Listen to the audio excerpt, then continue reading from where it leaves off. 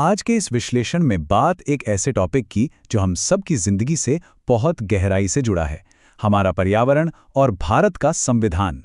देखिए, संविधान सिर्फ कोई कानूनी किताब या दस्तावेज नहीं है। ये एक जीवित, सांस लेता हुआ इकोसिस्टम है, जिसे हमारे साझे पर्यावरण की रक्षा के लिए बेहद बारीकी से डिजाइन किया गया है। इस इकोसिस्टम की गहराई को समझने के लिए इन 5 मुख्य बिंदुओं पर बात करेंगे।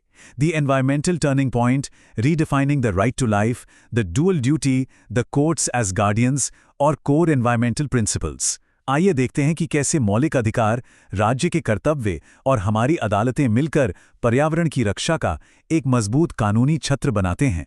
तो चलिए शुरुआत करते हैं अपने पहले हिस्से से, द एनवायरमेंटल टर्निंग पॉइंट। सोचिए, जब 1950 में मूल संविधान लागू हुआ, तब उसमें पर्यावरण का कोई स्पष्ट जिक्र था ही नहीं। थोड़ी हैरानी की बात है ना?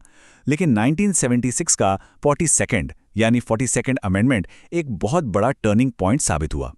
इसने स्पष्ट रूप से पर्यावरण संरक्षण की नींव रखी और आज हम देखते हैं कि अधिकारों और नीतियों का एक बेहद मजबूत आधार हमारे पास मौजूद है।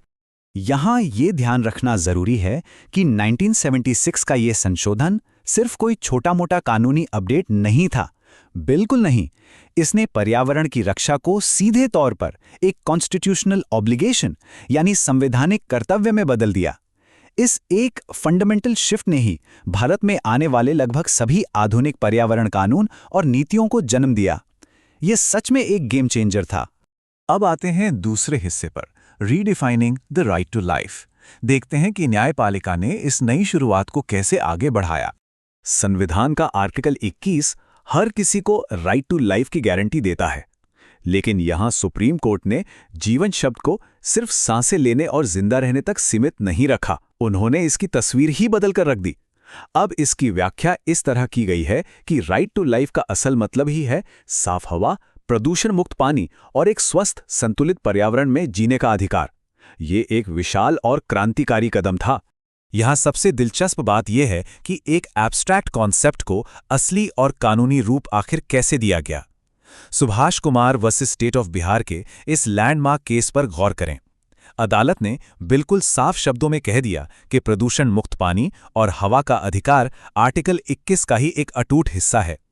इस एक फैसले ने पर्यावरण को एक वास्तविक और इन्फोर्स किए जा सकने वाले कानूनी अधिकार में बदल दिया। और कहानी सिर्फ आर्टिकल 21 पर ही आकर नहीं रुकी। आर्टिकल 14 और 19(1)(g) पर भी इसका गहरा असर पड़ा। कानून के समक्ष समानता और बिजनेस करने की आज़ादी को अब पब्लिक हेल्थ और इकोलॉजी की रक्षा के लिए रीजनेबल रिस्ट्रिक्शंस के दायरे में लाया गया। इसका सीधा सा अर्थ यह है कि किसी को भी व्यापारिक आज़ादी पर्यावरण को तबाह करने की कीमत पर नहीं मिल सकती। अब चलते हैं तीसरे सेक्शन की तरफ, द ड्यूल ड्यूटी। आइए समझते हैं कि जिम्मेदारियां किस तरह बांटी गई हैं। यहाँ एक बेहद रोचक तुलना देखने को मिलती है। एक तरफ है आर्टिकल 48A, जो राज्य या सरकार को निर्देश देता है कि वो पर्यावरण, जंगल और वन्य जीवों की रक्षा और सुधार करें। दूसरी तरफ है आर्टिकल 51AG, जो हर नागरिक पर यह कर्तव्य डालता है कि वो प्राकृतिक पर्यावरण की रक्षा करे। मतलब साफ है, ये एक साझी जिम्मेदारी है। संविधान ऊपर से सरकार और नीचे से आम जनता दोनों से एक साथ एक्शन की मांग करता है। और हाँ, आर्टिकल 51AG को सिर्फ कोई सपाट सरकारी भाषा नहीं समझना चाहिए। संविधान यहाँ दरअसल सभी जीवित प्राणियों के प्रति दया भाव रखने और जंगल, झीलों और नदियों की रक्षा करने की बात कर रहा है। ये समाज पर एक बहुत ही गहरा नैतिक और संवैधानिक दायित्व डालता है कि हर व्यक्ति प्रकृति का संरक्षक बने। तो अब एक बड़ा प्रैक्टिकल सवाल उठता है, जब चीजें गलत होती हैं तो समाज इन अधिकारों को आखिर लागू कैसे करता है? यही जानना है चौथे सेक्शन में, द कोर्ट्स एज गार्डियंस। जब भी पर्यावरण अधिकारों का हनन होता है तो न्याय के लिए संविधान ने सीधे रास्ते बनाए हैं। एक तरफ आर्टिकल 32 नागरिकों को यह ताकत देता है कि वो फंडामेंटल राइट्स के लिए सीधे सुप्रीम कोर्ट का दरवाजा खटखटा सकें। वहीं दूसरी तरफ आर्टिकल 226 के तहत हाईकोर्ट्स को भी अधिकार दिया गया है कि वो कानूनी एनफोर्समेंट के लिए रिट्स जारी कर सकें। ये एक प्रोटेक्टिव शील्ड की तरह काम करता है। और इन्हीं रास्तों का इस्तेमाल करते हुए कुछ बेहद महत्वपूर्ण कानूनी लड़ाइयां लड़ी गईं। इन्हें सिर्फ कानूनी हवाले मत मानिए। ये वो ऐतिहासिक युद्ध हैं जिन्होंने अदालतों को इकोसिस्टम की रक्षा करने की असली ताकत दी, जैसे rural litigation and entitlement case जो भारत की पहली सबसे बड़ी पर्यावरण PIL बनी, या फिर वेल्लोर सिटीजन्स केस जिसने आर्थिक विकास के साथ पर्यावरण को बचाने का रास्ता दिखाया, और MC मेहता केस जहां पब्लिक ट्रस्ट डॉक्ट्रिन सामने आई। इन फैसलों ने अदालतों को सच में एक गार्डियन बना दिया।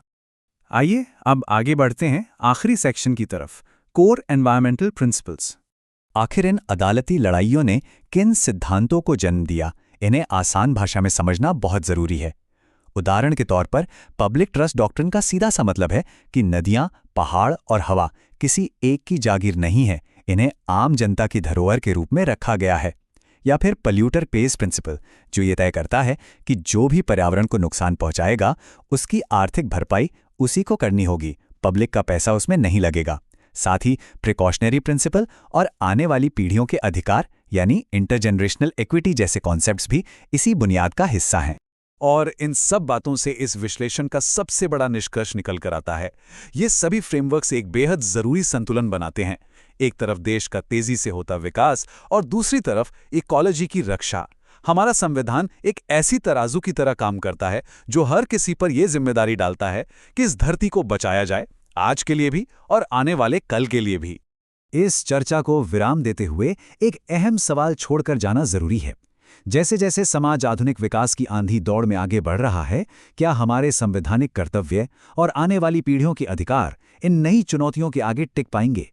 कानून तो अपनी जगह मजबूत हैं, पर क्या एक समाज के रूप में जिम्मेदारी पूरी तरह निभाई जा रही है? आज के इस विश्लेषण में बस इतना ही। इस बारे में जरूर सोचिए।